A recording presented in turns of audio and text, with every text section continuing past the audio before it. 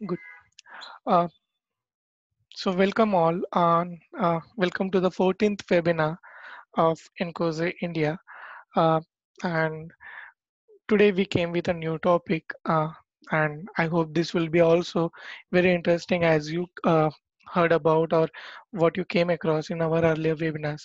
Uh, so before we start, I would like to give a brief information about Encose India chapter and Encose organization as such. Though you most of you must be aware of and knowing about it, but I'll just give you a quick walkthrough about it again, so that for any queries you can contact us back. So Incosa Central is basically a non-profitable organization, and we have currently 18,000 plus members, uh, where 53 technical groups are currently active, and it got spread across 35 countries with 74 chapters. Uh, there are 3,701 certified professionals, out of which 120 plus are CAB organizations. Incode India is a Indian chapter, which is South India South chapter registered in 2010, and we have approximately 160 individual members and 180 CAB associated members. There are 61 ACPs. These are the certification levels. What we have in India chapter, out of which 2 are ECEPs, 17 are ACEPs, and 42 are CCEPs. Uh, there are three local technical working groups: architecture, MBSc, and PHM, and these are mainly active in Bangalore and Pune and Hyderabad. Uh, Knowing about this, we got in Cozy India chapter have received few awards, such as in 2015 to 18, the chapter has received Silver Circle Award, and in 2019 a Gold Circle Award, and in June 2020. We have been awarded with most improved performance in 1 year. Uh, So this is the 10th year of India chapter, and we sort of having a 10th anniversary. Uh, so webinar is kind of one of the activity what we are conducting in this 10th anniversary. Uh, Hopefully there would be lot many activities what we are thinking about. Uh, and most of the times I mentioned that if COVID situation get normalized, we'll be having face-to-face kind of celebrations for it. Let's see, hopefully if we're able to do it by this year. uh, So regarding today's webinar, the topic is surprising benefits of creating failure resume, and we have team with us who is going to help us to go through this webinar session. And he is a system engineer and organizational leadership. He is involved in organizational leadership development, and he helps it getting certifications certified with people. So with this team, I would request you to continue and share us the webinar topic with us. Sure thing.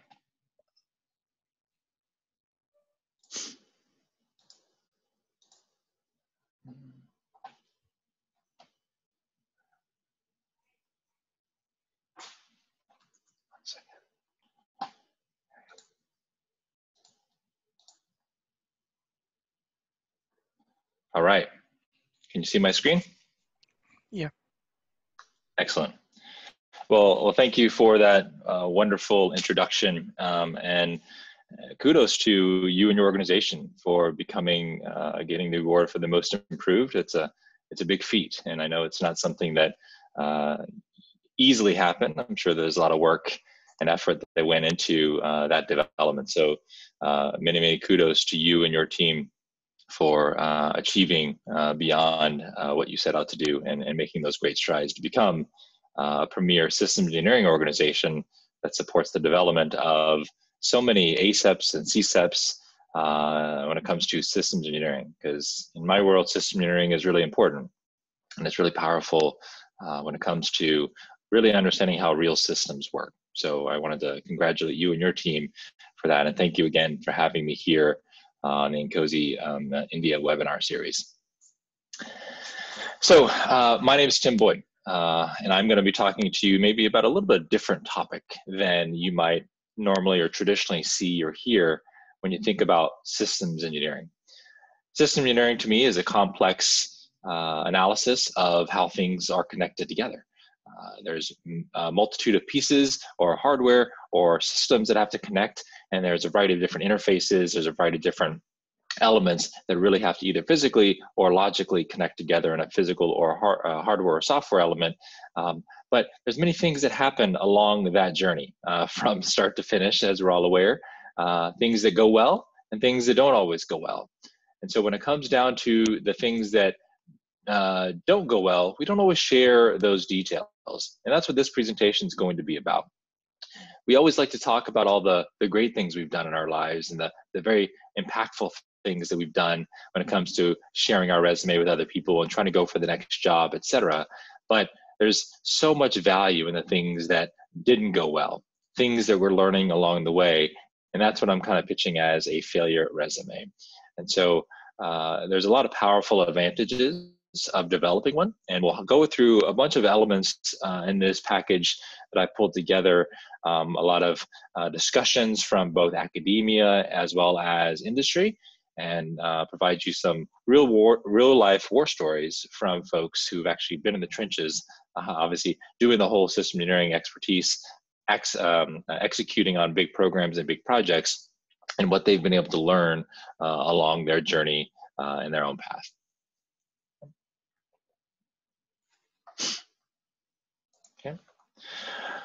Okay, so I'll start with the word cloud. Everyone defines failure differently. You can see, you do a simple search online and you get a word cloud when it comes to failure, and there's a variety of different things in this simple word cloud. A lot of people think of failure as, a true failure, a very deep-rooted, unfortunate event where everything just went south. It's a devastating experience for some, and some that see it as just a simple mistake. And in some cases, people have a hard time recovering from that, from a failure experience. If you go back to one of your most recent failures, think about how you felt in that moment. Was it really truly a devastating experience, or was it really an experience in which you felt that there was growth coming out of that? In the moment, it's hard for us to really expand out and start thinking the big picture. Oh, this is good for my growth. This is good for my career. This is good for my own personal journey. But when it comes to failure, we take it so personal that we have somehow let ourselves down and potentially let our team down, let our family, let our friends down, those kinds of things. It becomes much more personal for a bunch of us. And so if you can reshape that perspective a little bit and see it really as a significant learning experience or a positive step in the right direction, there's a great benefit to be able to do that. And I'll share some ideas through the course here, or through the package here, on how we can reshape that. A simple note, though, is that those of us who see failure positively, it's been shown that they end up bouncing back quicker, and they make changes and they redirect their life, and typically, what I'll say, adapt more easily to the ever-changing landscape that they see in front of them. But however, those that are kind of stuck in this cycle of negativity, this downward spiral, they tend to have what I'll say lower self-esteem, lower confidence, and they kind of end up in this cycle of depression, which is never a good thing to be in, regardless of the situation. But what that does is it continuously breeds additional negativity and expands the opportunity for potential future failures as well. Because if you're in the mindset of, oh, I'm not really good enough, this isn't going to be, I can never make it work, you're going to always be making additional mistakes and potentially looking towards potential failures as opposed to additional success in the future. So just easily spinning your mindset is an inherently valuable thing that we all need to focus on when it comes to failures. So the question that I have to ask the audience here is, when you're thinking about failure, you have to ask yourself, how do you see failure when it happens to you? Is it every time you see it in a certain way, or is it different in different situations? And that's only a question that you can really you can really answer yourself by going back to those individual moments where you feel like you failed, you've let people down, whatever your threshold of failure is, and really identifying how do you see it when it happens to you. You can only really do that through this self-reflection journey. And I'm a big believer in self-awareness as well as self-reflection.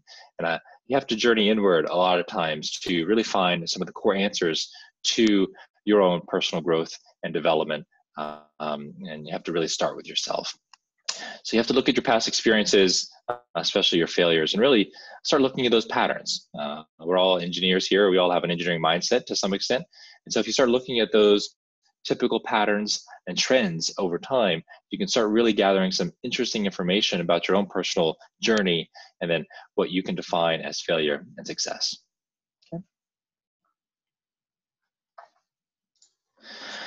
So when we think about failure, what does it teach us? Let's start there.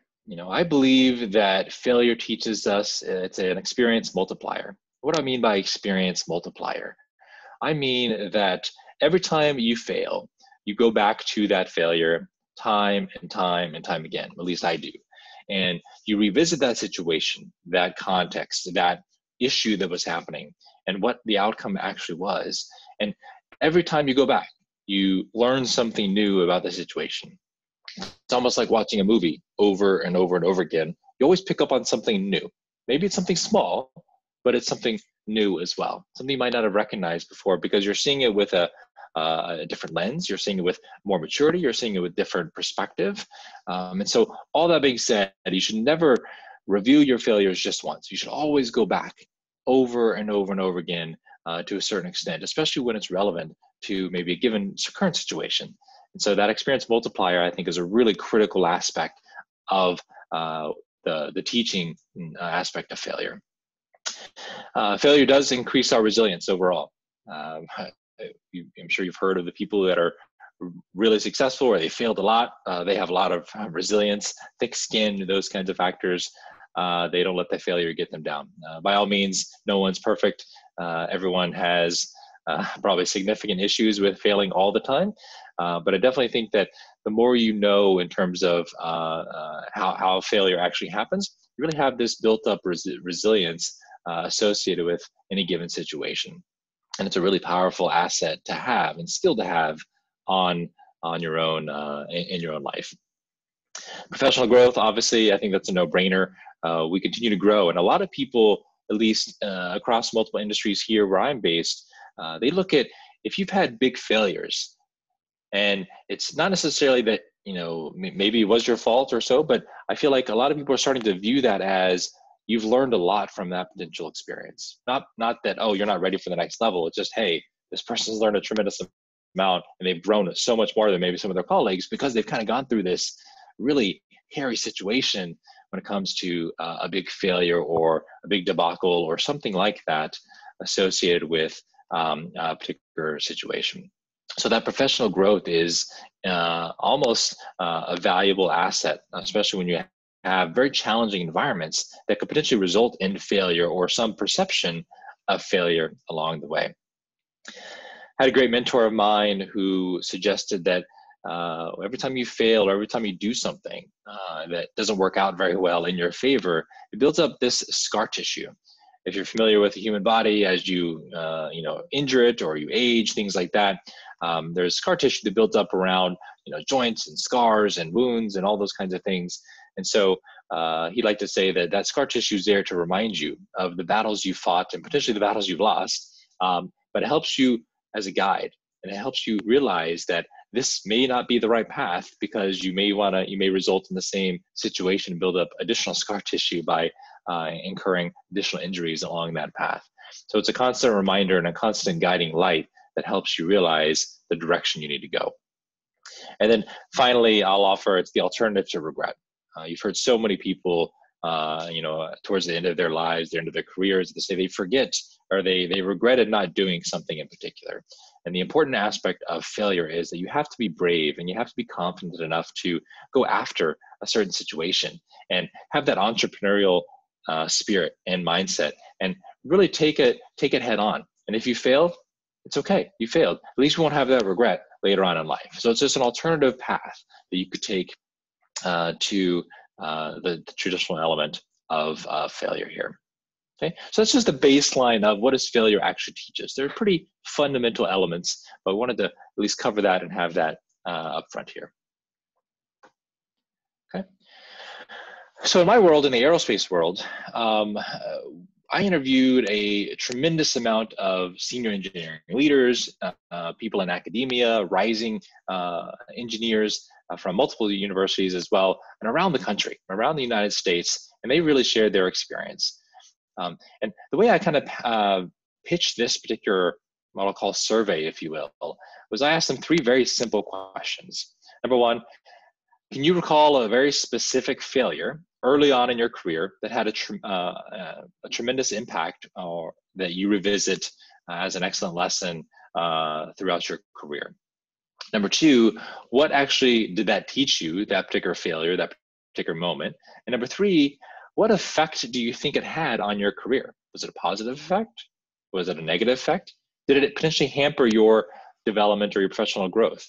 And so with those three very simple answers, we basically pulled together all the resources and all the answers here, and we summarized them as best I could in a couple different buckets. And so the next chart, we'll talk about the 5 major buckets, and I'll share some of the very specific experiences from individuals along the way.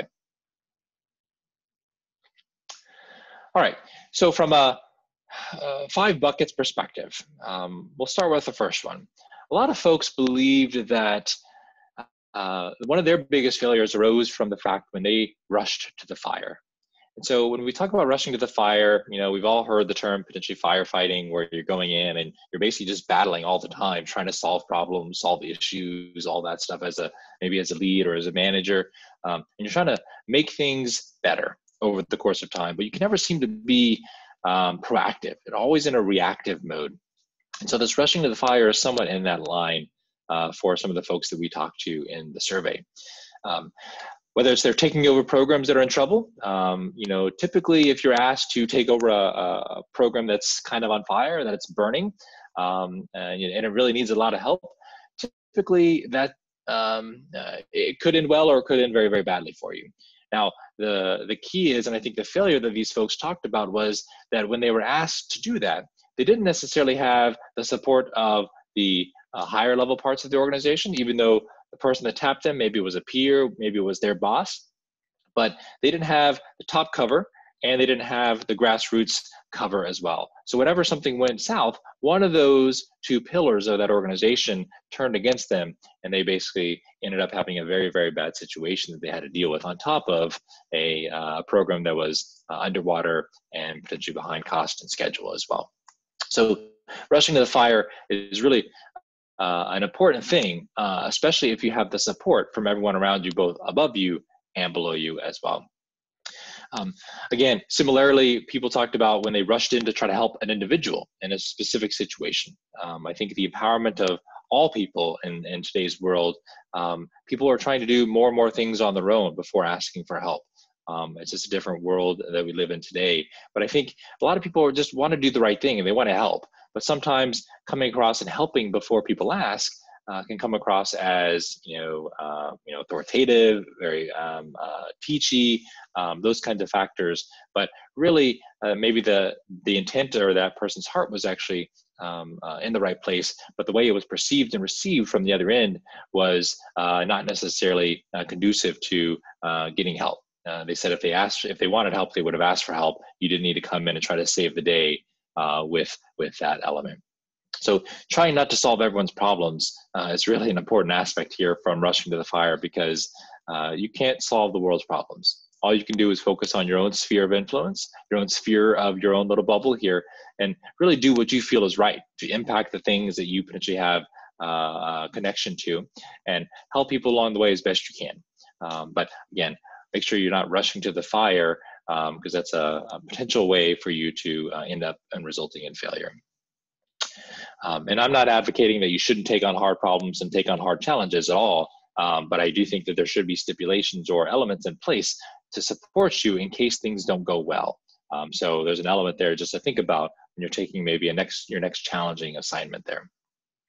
Poor communication. I love to say that communication is one of the easiest things for us to do as human beings, but it's also one of the hardest, it seems. From a communication perspective, not allowing people to, not collaborating or communicating with people before you make key decisions was one of the fun stories that we shared with, that someone shared with us along the way. Someone took on a new position, and as a department manager, they had about 50 or 60 people, and they had direct staff supporting their new organization. Now, they had heard rumors and stories that there was an individual on that staff who didn't necessarily want to be on that staff anymore, but they were looking for other opportunities. So the new manager facilitated that and helped that person find a new position. The only caveat there was that new manager did not necessarily coordinate with that individual. They didn't ask them the question about why or what are you looking for? Is this what you want to do, etc. They just made it happen. And so that person who ended up being moved off of the team ended up feeling like it was a demotion. They ended up feeling like they were kind of ousted from that position. They didn't necessarily like what that individual did. So complete breakdown in communication was a really bad situation for all those involved, especially for the new manager coming in who didn't necessarily want to be involved, should have been more involved in that direct communication with that individual. There's been plenty of situations where, whether it's in academia or it's an industry, where you go into a situation, an exam, a study session, etc., and you have these expectations about what that event or that situation is going to be. But unfortunately, when you go into those, sometimes you've misunderstood or don't really understand the expectations, what you were supposed to prepare or bring to the table, or what it's all about. And it becomes a very different situation than what you thought it would be. And so a lot of these feedback that we received ended up being people being very poorly prepared for those big meetings, whether it's with the vice president, whether it's with the professor, whether it's with other colleagues, etc. All those things kind of came in, and the poor communication, whether it was on the receiving end, the person didn't receive the information correctly, or it was poorly communicated in the first place. Either way, it's all about the communication. Lack of technical experience is another big area that we received a multitude of responses on. In my world, system engineering, we talk about interfaces a lot of aspects of time, and so you have to have two pieces that actually have to either physically connect or logically connect from a software perspective together. And so a lot of times we have developers who are actually mechanical engineers, designers, actually developing physical pieces of different systems. And so when one of my colleagues was a junior engineer, they actually talked about this experience where they were so focused on their design and all the aspects and drawings and diagrams of what they were to produce. They ended up producing it. They actually machined it and everything was ready to go. They realized that they hadn't paid much attention to the actual connection point, what it was actually physically going to connect to. And eventually that piece they designed didn't actually connect with the rest of the system. So they had to go back, rework it, push the schedule, and adjust a bunch of the cost, which was an unfortunate situation for all those involved. So again, not thinking big picture and really focusing on your own little world sometimes can go back to bite you. So you have to make sure you maintain that big picture perspective along the way. Not managing expectations was another big one. So many times we want to count our chickens before they hatch. And what I mean by that is really assume that something is yours before that it actually comes to fruition. If you are building up your expectations where you are interviewing for a position, and before you hear the final say, you know that that position is yours and you're just all in that I'm going to get this position. Not managing expectations can significantly lead you down a path of potential failure. And that if it doesn't go your way and the position is not yours at the end of the day, there's potential opportunity for devastation in your world. And that's never a good emotional state to be in over the course of time. And then I think overall, just not managing other people's expectations. A lot of us are very high performing individuals who really love what we do, and we try to do our best every single day. However, when it comes to the not managing other people's expectations, if you're not having a conversation with your management, your leadership, your peers, your colleagues, whoever your customers are, and your stakeholders are, and you don't know exactly what they're looking for from you, then how can you manage, or how can you know exactly what to be doing? You may be doing something completely different than what your stakeholders are asking you to do. And so a lot of these situations we heard from our individuals were that they didn't necessarily manage those expectations. They didn't understand what the customer or their stakeholders were looking for in a particular situation. And so in those moments in time, they had a major disconnect, which led up to an eventual big, massive failure along the way. And finally, the final big bucket here is not listening to others. If in the world that we live in today is all about distraction, it's all about short sound bites of information, and it's hard for us to really sit and listen and absorb what some other person is trying to tell us all the time. And so I'm sure you've run into those folks that just have to be right all the time, and they have to just offer their perspective over and over and over again. Maybe it's changing all the time because they want to try to appeal to a specific individual and try to make sure that they connect with that person, even though what they're saying doesn't make a whole lot of sense. So you don't have to be right all the time. It's okay if you say, I don't know the answer, but I can get back to you. I can do some research and understand. Assuming you know what others are going to say. If you assume what someone else is going to say, it's not a good situation to be in, because I've been surprised so many times in my life that it is not what I thought that person was going to say, but I gave them the opportunity to share, which is actually a really, really important factor here.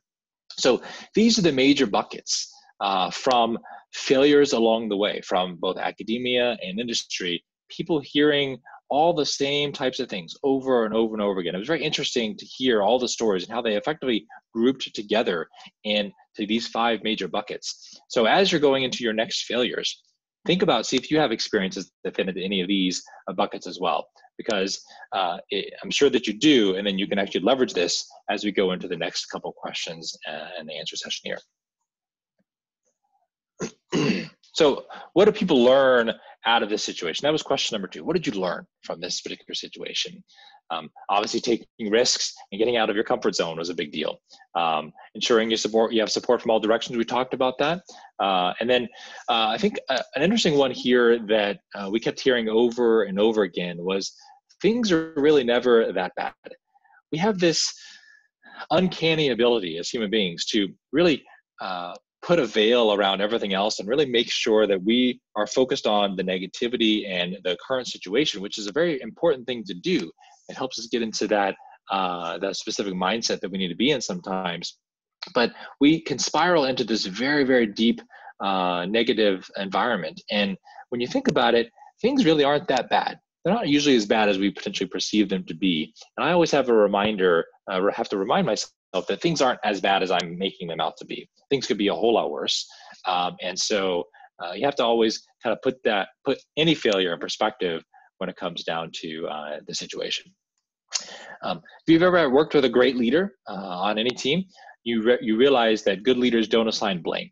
They don't say, Tim really messed that up, or Rick didn't do a good job here, etc. That's why we're late. But they hold people accountable. So when they're in front of the leadership team, they usually take ownership as a team. Hey, we didn't meet this goal, or we didn't do this. We were working on these types of things. It's more of a we concept as opposed to he or she. But they definitely hold their team accountable. And they go back and say, Tim, you really messed this up, but we really need to get back on track. So here's what we need to do to make this happen. So I think that's the really core element of good leaders. And one of the things that we're missing from some of these failures is that these people didn't always have good leaders to help guide them along the way. And so if you are in a leadership position, or you're striving to be in a leadership position, you have to think about that and really help your people be successful by holding them accountable while also not assigning blame along the way. Always have recommendations. This is a kind of a standing argument here for any budding leader. Whenever you have an opportunity to meet with a senior executive or a leader or anyone else, maybe it's just your manager or even your team, always have recommendations to any given situation or problems. Don't always go in with just here's more problems to add to the fire. You always want to come up with solutions or elements that support that piece there. An interesting one here was, what's more important, your performance review or doing what's right? I'm not sure how it works in other parts of the world, but typically at the end of the year, you have an evaluation of your performance, and based on your performance, the objective score gives you, an element of, hey, I'm growing here, or it's this amount of raise or bonus or whatever it is. And so you're kind of stacked against your peers, and there's a comparison. And then if you do well, you're at the top. If you don't do well, you're at the bottom. And so that's kind of how it ended up working. But one of the individuals I talked to, they ended up having to make a choice. They had to make a choice on doing something to appease a stakeholder in their domain, but they didn't think it was the right thing to do. And they ended up doing what they felt was right, and their stakeholder didn't necessarily buy it, and they didn't necessarily like what they did. And so they really struggled, and they gave them a really bad performance review. But at the end of the day, my colleague did believe that they'd done the right thing. So they were okay morally with what they had done. They were just frustrated that the communication had broken down so badly that that person ended up not necessarily realizing what they were asking was not necessarily moral and the right thing to do. So sometimes you have to choose between what's right versus potentially the selfish outcome, which is, oh, if I do this, I can get a really, really good bonus or really good raise or really look good and get that promotion, etc. But sometimes you have to take the high ground and the high road and really do what you think is right at the end of the day. I do believe in the concept of having people be honest, have friends that can really tell you honestly what they think about you as an individual and help you along your self-awareness journey. I call this kind of a mini board of directors. You get people from different parts of your life, different industries, different parts of your company if you want, et cetera, but really people who have no real stake, official stake in your growth and your professional development in your company, but to help guide you along the way and help you identify paths that you need to take to support your own personal journey. So all these things help people learn and grow along the way. But I think it's a really powerful reminder that this was a very small list compared to what we actually received from folks. And I had to pare down as best I could. But I wanted to give a massive list here for folks who may be reading the slides after the fact. They can kind of go back and say, hey, I can resonate with 1, 7, and 10 or whatever it is. But kind of give you an idea of some of the other things that people are struggling with that you maybe have a connection to. So when you think about what effect did it have on their career, the next question was, hey, was it a positive impact or was it a negative impact? Do you think it affected your overall career growth, your career trajectory? And this is, again, we interviewed people from academia through all the way up through like a senior vice president in a large aerospace corporation. So we had a whole slew of people who were very junior in their career and also very senior in their career. But 100%, I will say 100% of the stories that we did receive ended with a positive outcome. Now, one could argue there's bias in there that these people are successful and they have these perspectives and all this other stuff. However, take it with a grain of salt, but 100% of the stories, people said that they had significant growth. They had no potential issues that they realized where there was a stall in their career, where people were halted or their professional growth and opportunity were limited based on a particular failure that they had. And so they built further, they increased their building of relationships, they enhanced their communication, they gained a significant amount of leadership opportunity based on the situations they found themselves, because overall organizational leadership doesn't come from just being an authoritative position. There's so much more involved when it comes to leadership and development. And finally, they grew tremendously as an engineer, as in their own academic world, or also just generally as a person. I think the relationships and communication really help us understand that we are people at the end of the day. We are human beings that thrive on that human connection, and we have to be able to connect with other individuals if we're going to be able to inspire and motivate and lead people to do and accomplish bigger and better things. So very interesting situation here. But no matter how negative we feel about any particular experience in the moment, it really isn't until we reflect on those moments in time until we realize the actual growth and or the impact that that specific event has had on our lives over the course of time. And so we heard that time and time again, that sometimes failures hurt more than others. And so you have to take a little bit more time sometimes. You can't just the next day automatically turn the switch and then, analyze. it doesn't always work that way. Sometimes you need days, sometimes you need weeks, sometimes you need months, and even years to really reflect on the true nature and the true value of a particular experience. So if you're still struggling with previous failures and trying to extract out the essence of that lesson or that moral from that event, give yourself the time. The time will come when you'll be able to recognize that value and the impact that it's had on your life. All right, so when you think about transforming failure into success, so we've all learned about these failures. How do we transform that into what we argue as success? So we talked about all these folks, leaders from around the country. They shared their stories. The question is, when you think about transforming failure, you have to reshape your mindset just a little bit. Now, one way you can do that is you can share your own stories. And I have to ask is, all these people that we've talked about so far have shared their stories, but are you brave enough to share your stories about failure? And that's a hard question. It's a hard sell, because we all, we don't like to talk about the bad things in our lives, the things, moments where we failed, but I think there is significant impact and value in doing so. So you have to ask yourself, are you brave enough to share your own personal stories with other people? Wherever you work, you have to think about creating a culture of embracing failure. Maybe it's your own personal environment, maybe it's your own work environment, either way. But I think number one, you have to admit that you've actually failed. You have to understand that you're not the first person to ever go through this situation, or you're not going to be the last person either. So it's not like you're first person landing on Mars and you have no idea what to expect. There's many people that have done this before you, gone through exactly the same situation. So you have to recognize that you're not necessarily alone, and you have to find that comfort along the way. Holding yourself accountable, I do believe that our initial tendency is always to blame other people in certain situations, but you really have to own up to your own particular failure and hold yourself accountable at the end of the day, because at the end of the day, that is your decision that you made and it didn't end up, and it ended up resulting in a bad outcome. So you have to really hold yourself, your own feet to the fire in that particular situation. Over the course of time, we'll talk about evaluating your opportunities, evaluating your potential weaknesses. And sometimes you have to understand where you might need to be able to offset some of those skill sets by complementing those skills with other folks, skills from other folks as well, to support you in that area. Realize that you're not always in control. We're not always in control as much as we believe that we want to be. But I do think that sometimes we do think that we are.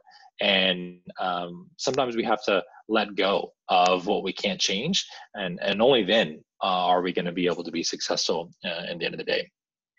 I do believe that my grandfather always used to say that the human animal does not learn without pain and suffering. And so I do believe that pain results in growth.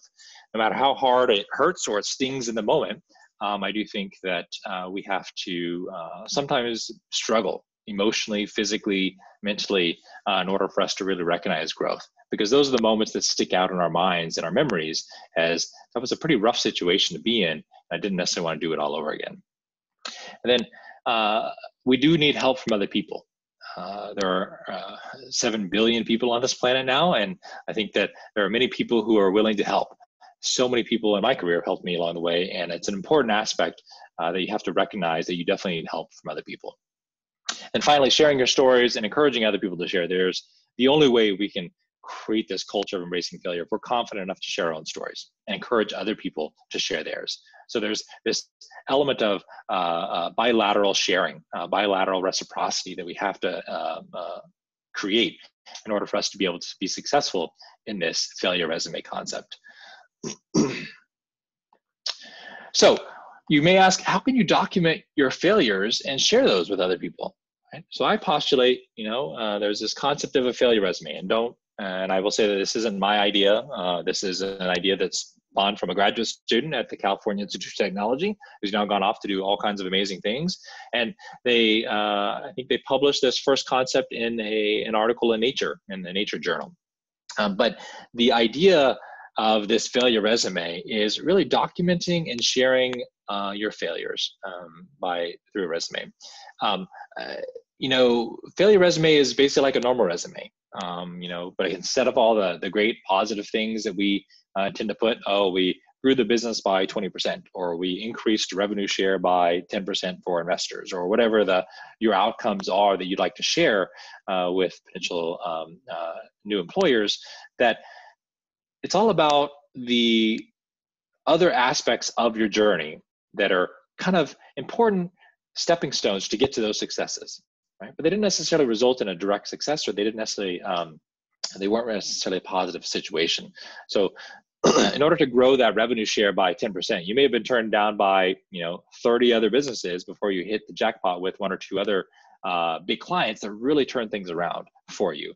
And so that growth, though, over those 30 potential failures, those failed relationships, could be elements on your resume, your failure resume here. And you can document anything you consider to be a failure. Your threshold is your limit. And I'll share my own personal example of failure resume in a second. But it's really up to you to put whatever you want on this list, whether it's, hey, schools I didn't get into, or hey, I didn't get this job, or I never got this award, or I didn't do this or do this. It's up to you to decide all that. But I use this really more as a tool for self-reflection and identifying your past failures that really have helped lead you to where you are today. And so those aspects of this, I think, are really important when it comes to sharing your resume, your failure resume, with other people. So the benefits of the failure resume: it tells you the other side of the story. Okay? So again, we mostly focus on the successes, but we really fail to document and reflect on all the steps that we've taken along the way to get to that pinnacle of excellence and that precipice of success. So when you think about the other aspect of that story, the behind the scenes growth, there's so many different things that happen along the way. You look at the big companies these days. Look at Amazon, for example. Amazon started as a used bookstore online where they started sharing very simple things. Who would have thought back then that they would have become the behemoth that they are today and such a grand company? Now, they probably had a lot of failures along the way to get there, Jeff Bezos and his team. And I'd be interested in seeing what that journey looked like over the course of that last couple of decades there for them. One door closes and another door opens. A lot of times failure in a specific area opens up many other opportunities for us in other areas. We don't necessarily realize it at the time, but it's only when we go back and start thinking about it and we start tracking and trending the data on our failure resume do we really see that it was, it was kind of meant to be, maybe, because this door closed over here, but I was able to look to the right and I saw so many other opportunities, so many other open doors that I'd never really thought of before. It helps you find your passion. I do believe that is true as well. Whenever you fail, sometimes you have to really take a few steps back and start thinking about, what am I really doing here? Am I doing what I really want to do? Is this really what I'm passionate about? What's kind of the end goal here? What do I want to end up doing? What is my passion? And so it really helps you reevaluate your priorities, I believe, and really focus on finding what you love to do. Because if you can't find out what you love to do, you may be in the wrong area. You may be in the wrong business if you're not really enjoying what you're doing. And this may be a great opportunity to make that transition and that transformation of your own life. Helps you identify weaknesses. Again, we're all engineers and kind of engineering-minded folks, I should say, at least. If you look at your failure resume and you trend it over time, you may see specific areas where you are consistently failing over and over and over again. And this is a challenging situation, because some people would argue that you should power through and you should just keep trying and trying and trying until you succeed. But if you feel honestly that this is not, you don't have the right skill sets, you don't have all these, the passion, the motivation, the drive to do specific things in this area, you may consider that that may not be the right area for you to continue pursuing. You may be more successful if you shift gears slightly and start focusing on another area. And I'm not postulating that you should give up on your dreams and things like that. I'm just saying that you should make the decision for yourself whether or not that particular direction or that area where you're constantly failing is the right path for you to keep chipping away at the boulder, or should you go off and look somewhere else? Because at the end of the day, we're not really good at everything. We can't be good at everything. It's just not who we are in our specialized world today. And the failure resume really does help us come to terms with that. So use the data, use the trends to make your own decision in that area. And then I think finally, it really does send the right message and encourages other people to try, fail, and try again until they succeed. Maybe not in the same area, but helps them grow, helps them realize that, hey, I can do this because so-and-so has already done this. Maria's already gone through the situation and she's been successful, or Jill's already done this and she's been very successful, or Iram has been done so much and she's been successful as well. So all these factors kind of go into these decisions, but it really helps, I think, transform the right message along the way.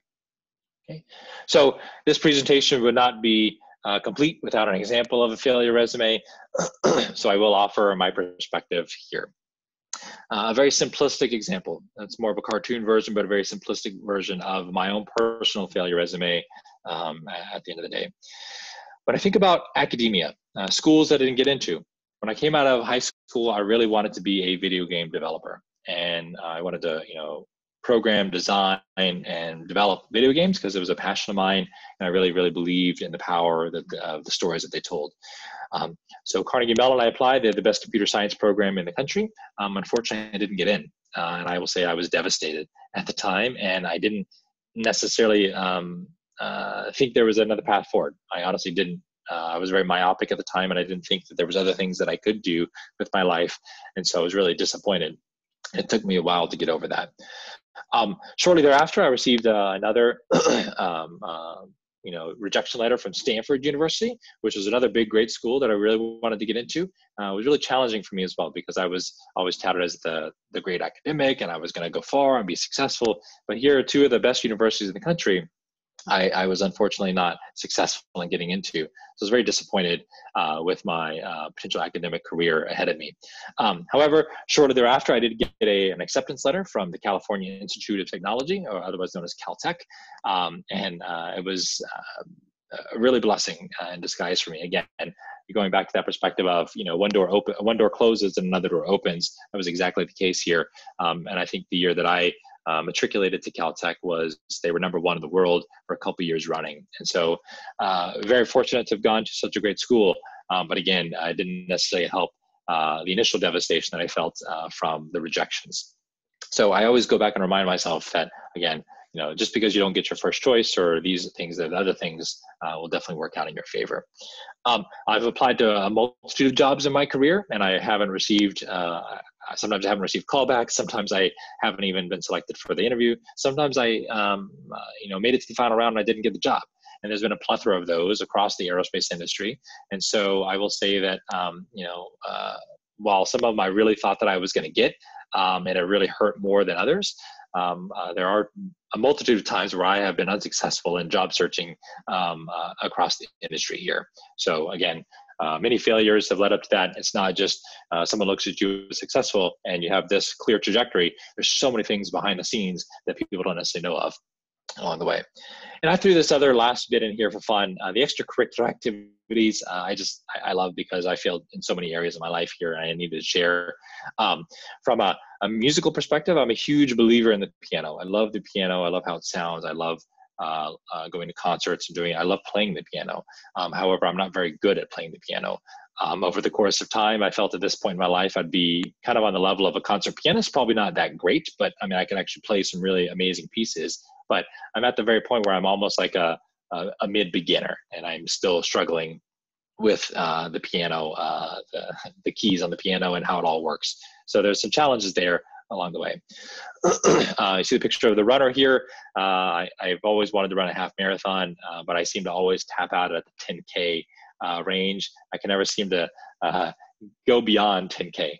For me, it's a struggle with time. I don't see the value in running more than 45 minutes at a time or so. So going beyond that is very challenging for me mentally. But sometimes, hopefully one day I'll be able to overcome that in that regard. But from an extracurricular perspective, again, you see the languages here. My wife and mother-in-law, they speak a foreign language. They speak Urdu. And I've learned quite a bit over the years in terms of my own personal benefit, but I would have hoped that I would have been 100% fluent in Urdu at this point. But I don't always understand everything and that they offer, and they talk about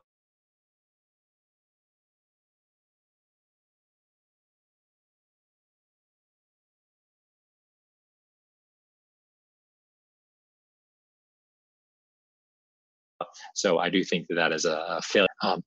Quick summary: failure is not, it's all a part of the learning process. It's going to happen to you multiple times.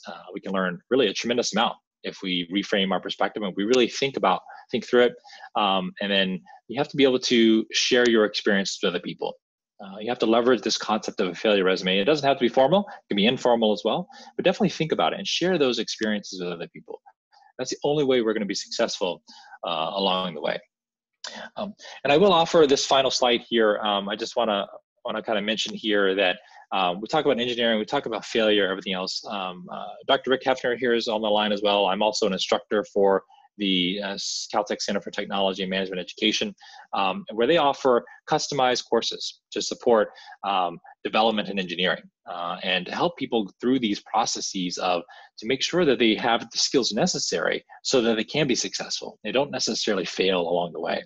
And so they have this customized content here for system engineering, model-based system engineering, software, project management, organizational leadership, all these things. And we have a link here provided to you guys, but definitely an opportunity for you to continue to grow in your own professional circle and growth, get some additional skills if that's what you're looking for in your career.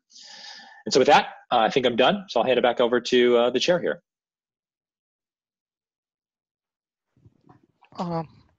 Thank you, team. It was really informative and insightful presentation you shared with us. Uh, it really gives good idea about how to evaluate your journey in career, as well as what is going well and where you need to basically look into or identify the things where you can improve into. And it also makes you like what I took it from, it was like uh, you need to accept it at one times. Also, I try to identify the more opportunities. Once you accept it, you will try to seek more opportunities, so you will come out of that guilt of failure. So we have two questions, and I would like you to answer them. So first question is, taking things for granted is often cause of failure, but it goes with trusting others, and then that trust was not maintained. So, like how that can be handled. So the question is, when you take things for granted, sorry, can you repeat it? I guess I'm not following the question 100%, sorry. Yeah. So we take things granted, and that causes the failure, and but it also goes with trust, and sometimes people don't maintain that trust. So like we consider people for granted in that case. Yeah. Right, right.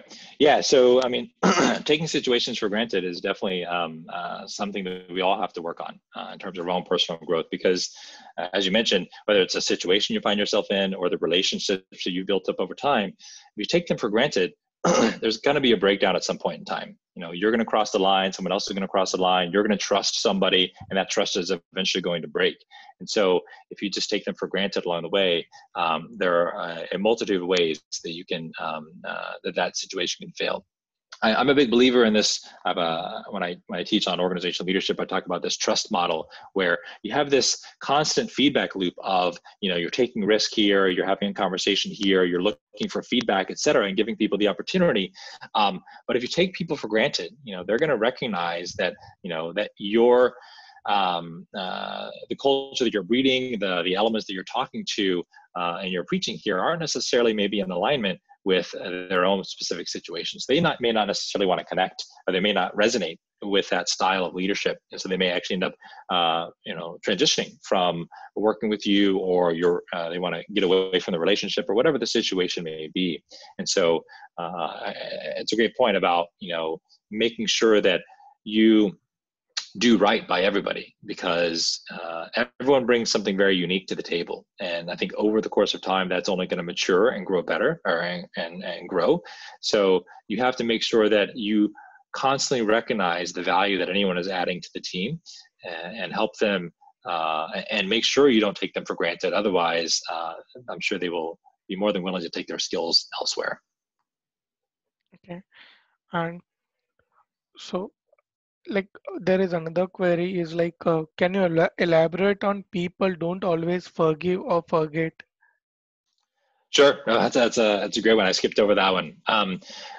So in a specific situation, but I'll generalize it here. I'm sure you've had a situation in your life where you've had a disagreement with somebody, or someone's made a mistake or whatever, and it's really hard for you either to forgive that person or even forget that that actually happened.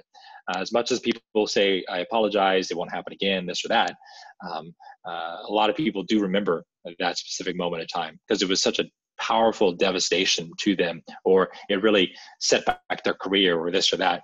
And so they don't always forgive and forget. Basically means they're going to either hold a grudge their entire career or their entire life, and they just don't necessarily want to work with you ever again, or that it is something of a personal relationship that is completely fallen apart, and it's going to be something where you can't necessarily mend that personal relationship with that individual. That's what I mean by sometimes people don't always forgive and forget. Okay. Um, so the next query is how granular should one go on the failure resume, and how one should share with others, and with whom should that be shared? Okay, great questions.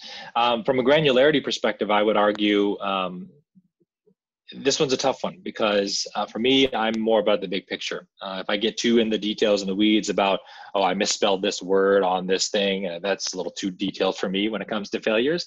But I think I kind of draw the line at big impact. And so if you think about the defining moments in your life, you think about the moments in time that you can remember that you felt were either turning points for you or critical moments in your life where they were kind of transformational moments.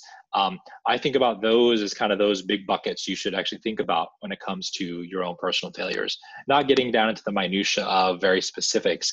Like the details of a specific conversation might be too much. You can abstract that a little bit when it comes to say communication or something like that, and kind of give some general specific examples about communication. As to the question of sharing and who should we share this with, one way you can share it is obviously build out your own initial failure resume and kind of give discussion points, or talk to your teams, talk to your friends, talk to your colleagues, talk to your mentees about this concept of failure resume, and pay it forward and share the fact that, hey, this is actually something that's real, and it's something that we can actually work on together. Be more open in general, I think, with your failures. I know we don't like to talk about failures in general, but if you talk more openly about, hey, I really messed that up, didn't I? And kind of play it off as a growth opportunity. I think that's a really important way we can play down failure so that it's not necessarily this esoteric, very tough situation to be in, and people don't necessarily want to touch it with a 20-foot pole. So who specifically, I would argue, is those folks, right? Your colleagues, your leadership, your management, and even your mentees. I think we should all have mentees as engineers in the organizations we work in, and they obviously need growth as well. And the earlier we start in this process by working with the next generation of engineers, the more we can help them think that it's not really a taboo, this concept of failure. And we can really radically transform that culture from the very beginning, almost with the span of a single generation. So that's what I would suggest. Yeah. So you just talk about the culture, and the next question is heading to us there. So, do you think that a failure resume may have a different effects on prospective employers, the level of risk or backfiring in different cultures, and addition to that, how culture basically plays a role in all this understanding? No, absolutely, and that's a great perspective here. In the international forum we're in, I do believe that there is significant cultural barriers here to the concept of a failure resume. And if you were to go into an interview and say, "Hey, I don't really have a resume, but I have a failure resume," I've seen that done before, and I've had significant positive results from it. I've heard from folks, but if you did that in a different another environment, you may not have the exact same response. So there are significant cultural barriers, I think, here, and it's definitely something that those familiar with that cultural environment have to assess whether or not it's something they lead in, they lean forward with when it comes to potential job interview, talking with leadership directly, et cetera. But the way I've always felt it was important to get around that kind of cultural taboo is you if you pitch it as kind of a learning experience, if you pitch it as a not necessarily, hey, here's my failure resume for this job, this interview job, but once you're into the position, you have mentoring sessions and growth sessions, and you start talking about specific situations where, hey, this is what happened, and here's what I learned from it. But I want to kind of get your perspective, et cetera. Use it as a learning opportunity for mentoring, and kind of get that perspective from your leadership is the best way, I think, in those cultures to be able to extract out the information while sharing and be comfortable sharing your specific situations in those potential safe environments. Now, if you don't feel like those mentoring relationships are safe environments, I would argue that's probably not the right mentor for you to have. But in general, I think mentors are inherently more open to understanding that there are challenges and issues that we're facing, and we need to be able to be open and be able to share that, and because that's the only way we're going to be able to grow as employees and potential human beings. So hopefully that helps. Okay. So this is one addition from me. So does the failure also like at the end of the failure, after evaluating it or analyzing it, uh, does the person has to adapt against that failure, or he has to move out of it, and he needs to accept it definitely, but what about working on it? Does he has to adapt it, accept it, or he needs to say, okay, this is the way I can't work with, and I should not like enter into the same situation again? So what is your perspective in that? That's a great addendum here and a great point. Um, I believe that as you are evaluating your failures, right? One of the slides we talked about, all the things that you're reflecting on, and you're trying to realize and go back over time and time again, what actually went wrong? How did this actually happen over the course of time? We talked about scar tissue. We talked about all these reminders of that specific situation. And I do believe that the more you assess the situation, the more you can see the road signs along the highway to say, hey, I'm moving down that exact same path again. I need to turn left. Otherwise, I'm going to run into the same situation. So this adaptation you talk about is spot on, because the only way we can recognize that, hey, we're moving down the same path is if we've evaluated the experience time and time again, and we really resonate and understand it. Because you can imagine if you failed and you just never really think about it anymore, you just move on and you don't really go back to it, you can run easily into that same situation again because you don't Mhm. understand, you haven't thought about that. But if you've been able to analyze it, you can now shift your perspective and adapt and do something different this next time around. And hey, if you fail again by doing that same thing again, or by even changing your perspective a bit and your actions, then okay, that's fine as well. But you again chalk that up to experience, and you try something different the next time. Because trying the same thing over and over again isn't necessarily going to be inherently valuable. So you have to adapt. You have to modify your behavior and your perspective in order for you to be successful in the future. Yeah, that's really good answer. Um, yeah, I believe with this we don't have any more queries. Uh, Excellent. so I really want to thank you for coming with this topic and uh, sharing the new perspective of considering and looking into the failure. Uh, it would be definitely very useful to the people in this particular special situations what we all are going through. And really, I'm really again thankful to you for sharing this topic with us and having discussion on it. Absolutely. Thanks for having me. Thank you. I'll be helping with uploading this video on YouTube, and it would be available on YouTube probably by next week. And people who wants to see it again, and they can always go to the Incozy India channel of YouTube, and they'll see all the webinars listed there. For any further queries, uh, I would like, team, if you have any contact details slide you can share with us so that Mhm. people will simply look into it and they can communicate back. And yeah, it Sure. was, Sure. I can add that to this. I can send it to you and do that. yeah, that would be very helpful. Uh, I believe we can contact you on this Caltech as well, right? Contact. That's correct. Yeah, That's correct. okay, great. All right. Uh, So that was very good webinar we have today. And thanks again, team, for sharing Thank your you. information. Thank you. Thank you. Have a great day. All right, you too. Bye.